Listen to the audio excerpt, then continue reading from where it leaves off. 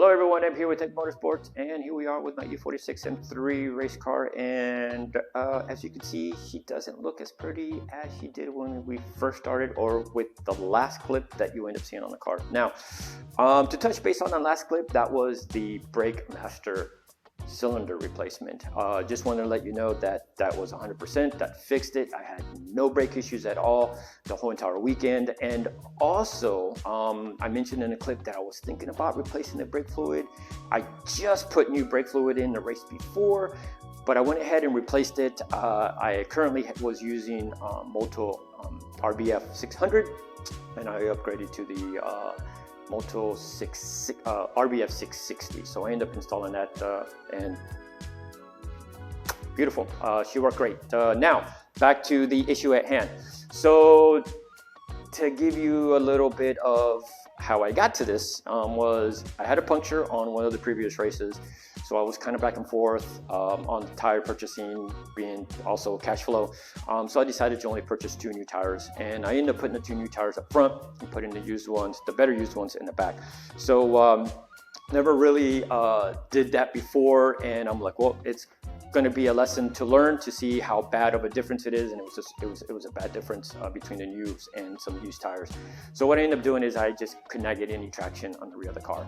So I did a couple adjustments on tire pressures, and still didn't work. So what I ended up doing is I put the new ones in the rears, and I put the poopy ones, or the used ones, up front, which I'm like, oh, it's going to be understeery, but I got to see what I am comfortable with to be able to get good lap times and stay in the crowd.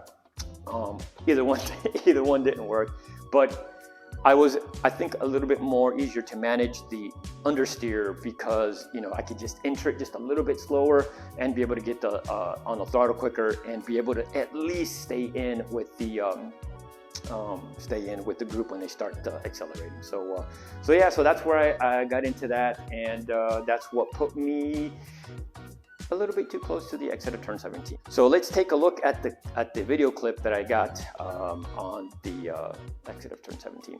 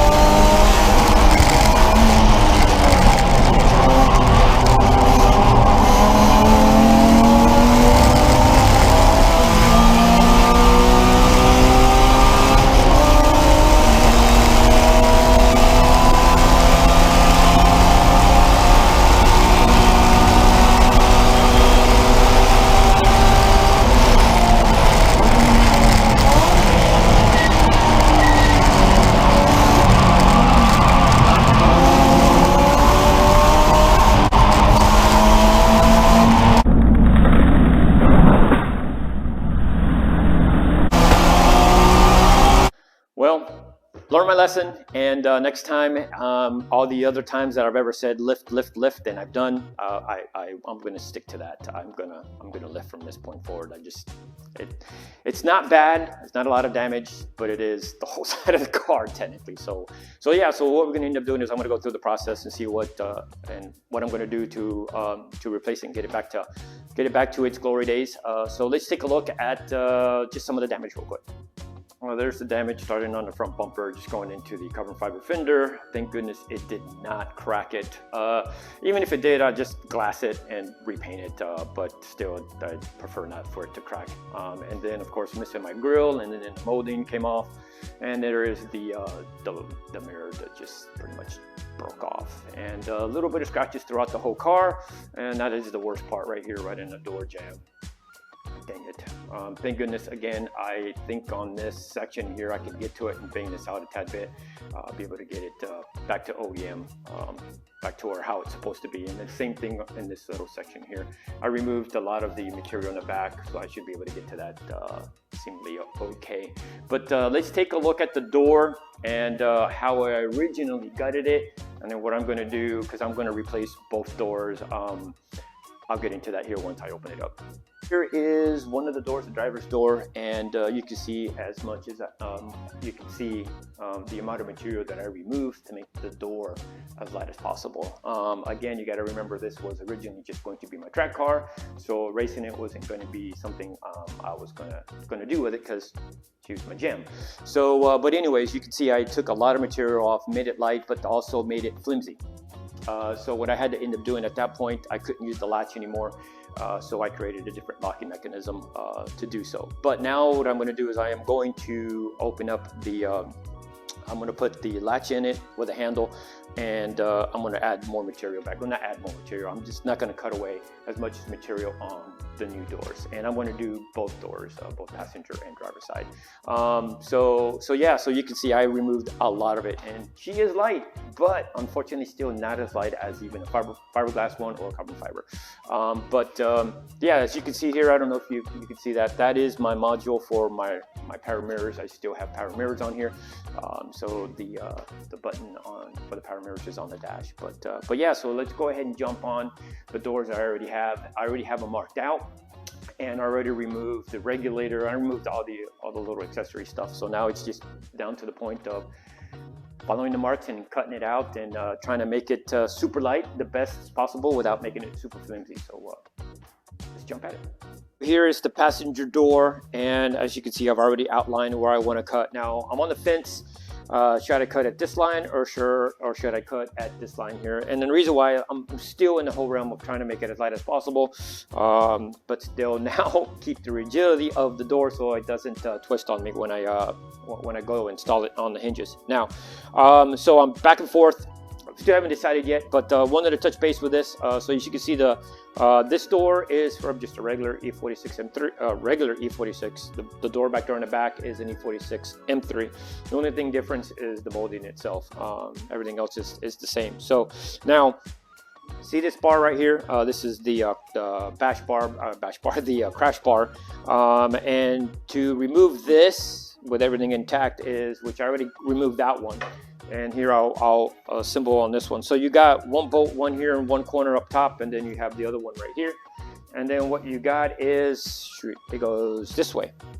Yep, so it sits like this.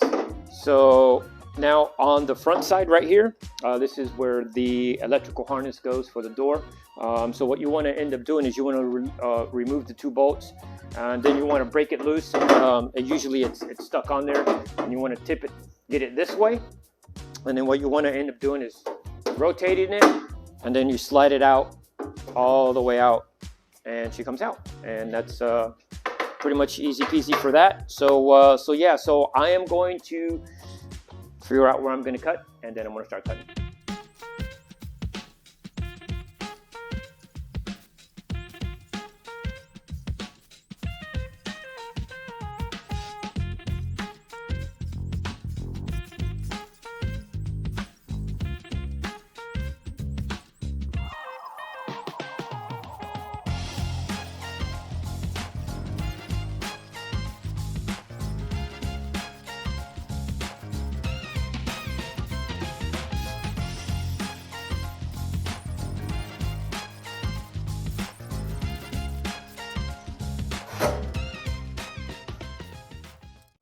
I got the latch attached with my handle and trying to position where I'm going to end up putting this thing at. So what I am going to be doing is I have already marked out where I'm going to be cutting up here, and then I'm going to leave this section here attached and just cut it down towards the bottom. And this is the section that I'm going to have to assist me to bolt this piece on. That way I don't have to make anything. Well, that's the plan. We'll see if it ends up being that way. And then this is just where I'm going to go. I'm going to cut this section up here, which is the window rail, so I can access more back in there. And this section here is where I'm going to end up cutting, and there is epoxy holding this piece together, so I'll be cutting that off as well. And then I will remove this section here, which is the sound deadening. I'll go ahead and get that off as well. So yeah, I'm going to keep plugging away at it.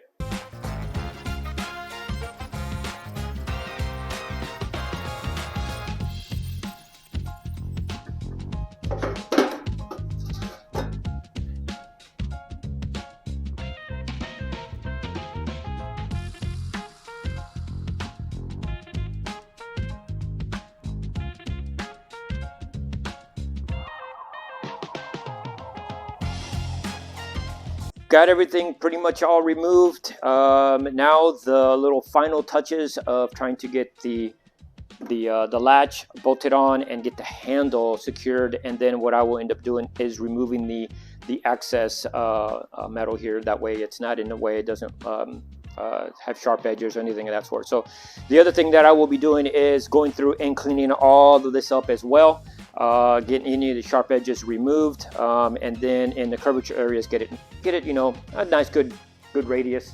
And yeah, so don't know if you can see it from there, but this door has had some body damage, so I'm going to try to fix that to make it a little bit more pleasing for the eyes, especially when I'm sitting in the driver's seat and I look over to the right hand side, and I might be able to see this, and it's gonna get under my skin. So I'm gonna try to make it a little bit better. No promises. And same thing here down towards the bottom. You can see it got creased there, but I'm not too worried about that one. But yeah, that's going to be pretty much it about now. What I'm going to end up doing is tweaking this section here, and then I'm going to jump on to the next one. Well, got the handle mounted. I used that slotted area that was on the actual structure itself, and what I ended up doing is I made a little U-bracket and spot welded it onto that, so that way this thing doesn't move any forward, and also it has something to lean on, so when you are rest on, so when you open it, it's just not pulling on there. So it's got here and here, it's technically, let's say, mounted, so it should be able to go. It shouldn't be able to break off, because that's what I was more worried about, is the plastic itself, having it there and just having the plastic hold the handle, and you know, when you're trying to pull on it, sometimes you pull on it hard. I didn't want it to break the plastic, so with that being there, it's going to help that out. So yeah, now that this is all done, I am going to clean the door up now, get everything else all done on this door, and then I'll jump on the next door. So see you in a bit. The doors are pretty much done now. There is a little bit of body work I got to do to the passenger side where the previous Bondo started cracking. So I'll be cleaning that up and then applying some Bondo and getting that pretty much ready. So that's all that's left to the doors. Everything else has pretty much been done. Most of the scuffing has been done, and the sanding as well. So I've already removed the side glass here, the little glass here. It was Lexan, and then I got all the decals removed from the front and on the rear. And I have circled the areas where there is damage, being a crease or a dent. So here's that one, this one, and there's a little small one right here, and of course this one, the high slow one, because it's right here on the edge. So yeah, so I'm going to go ahead and get to it. Now what I'm going to end up doing is I'm going to be grinding down with a vacuum close to me, trying to get as much as that dust out of it, because I don't want to create dust in the shop, because I didn't want to be doing body work and stuff in the shop just because of the dust that it creates. So yeah, I'm gonna jump on it. So before I start grinding anything down, I cover the car, so that way none of the dust gets into the cabin. So yeah, so now it's just a matter of grinding down. So let's begin.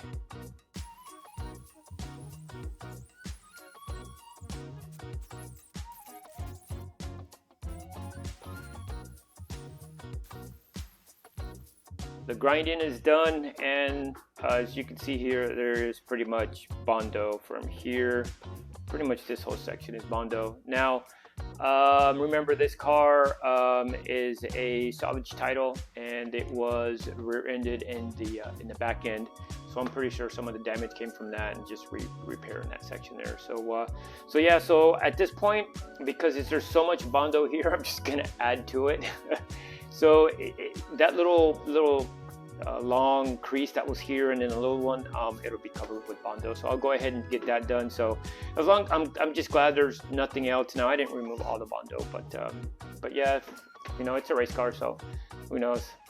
Hopefully I learned my lesson to lift exiting 17, and I don't have to do this again. But yeah, so here's the one that technically is going to be the one I want to really take care of because it's on the crease.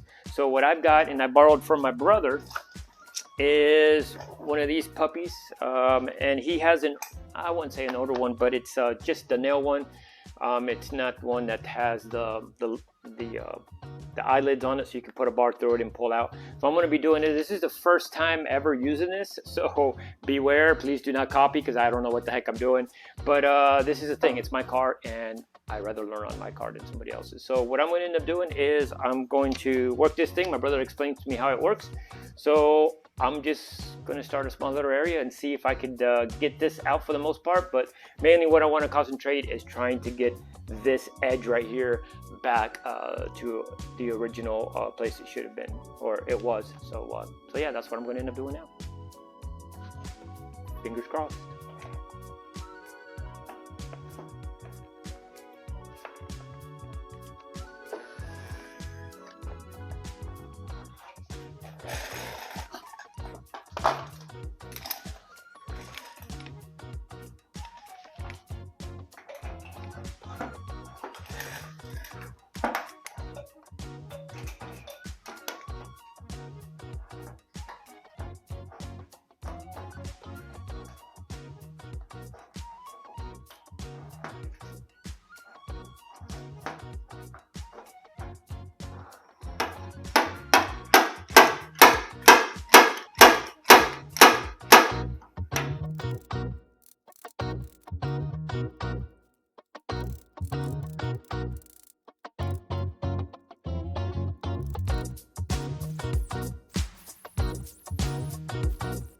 All right, not 100%, but I got most of it out.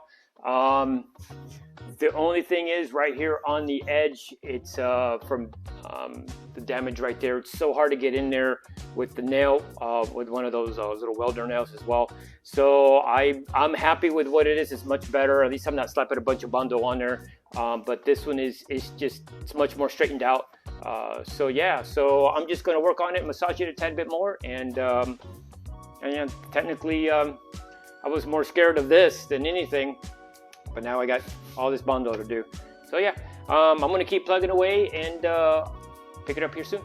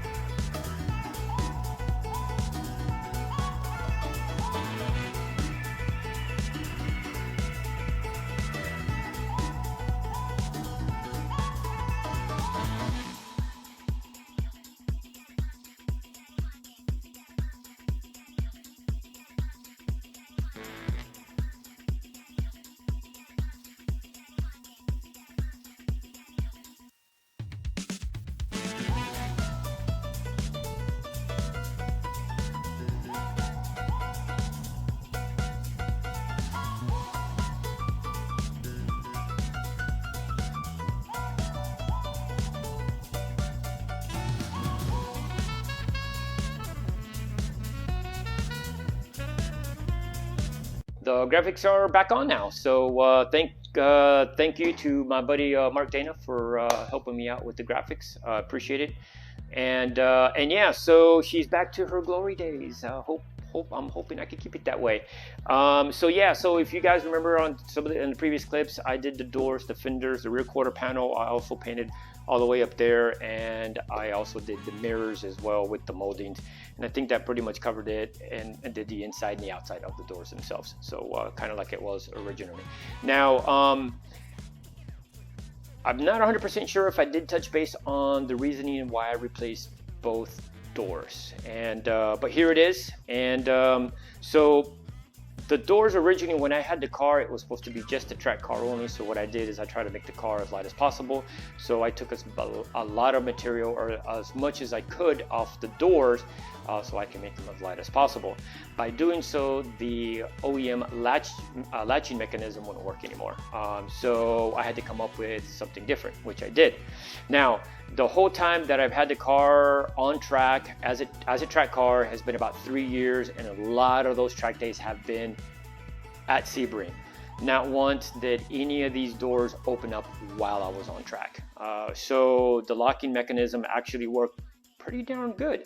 So yeah, so now the reason why I had to go in and change them was because the rules, they had to be better latching mechanism on the doors, and the way I had it, the inspector, the inspector said that was not going to fly. So what I had to end up doing is I had to bolt both doors down. So during the last 2 events that I did with the car, I had to Dukes of Hazzard in and out of the car, which was fine. It wasn't no big deal, but it's still a pain because the doors, the way the latch, the way that I had it locked, it still moved down just a tad bit, which I think that might have even weakened the bracket just a little bit, because that's what broke when I hit the wall exit of turn 17 at Sebring. There was a lot of pressure here on the door handle, which pushed that in and bent a little bit of the inner door part, and broke that bracket that I had back there that locked it in place. Well, actually bolted it in place, and I pretty much ran my last race with the door coming open at every right turn. So it was for a fun 30 to 35 minutes trying to race, trying to stay where I was at, and to keep my door closed. Needless to say, it was getting towards the end. I'm wondering, when are we going to get the white flag? When is it going to be the checkered flag? I was exhausted just trying to wheel the car one-handed and keep the door shut. Yeah, I was pooped. So yeah, so let's take a look at how I had them latched. Okay, so my locking mechanism were magnets. So these are 50-pound magnets, each one of these. So technically I had 100 pounds of magnetic force holding the doors in. So I had one that was bolted right here on where normally the door latch would go on the car, and then I had this one here on a bracket that I had bolted right here. So if you could look and if you could see where the magnet was hitting and making contact to the door. So when I hit the wall, this got pushed in, so this magnet wasn't locking. It was barely hitting on the metal, so that was the reason why it was opening up. So the one magnet down here that would latch as best as it could was not enough to keep the door closed. So yeah, so that was the method that I ended up using. It actually worked really great. It takes a lot. I mean, I literally have to hit the door to open it. But yeah, so how to get rid of that? As you can see, I don't know if you can see, there was the hole that I had the bracket mounted to. This was fine. Like I said, the bracket is what broke. So so yeah, that was the reason why. So now all the latching mechanism, OEM mechanism, is working correctly. And yeah, and here is the door handle.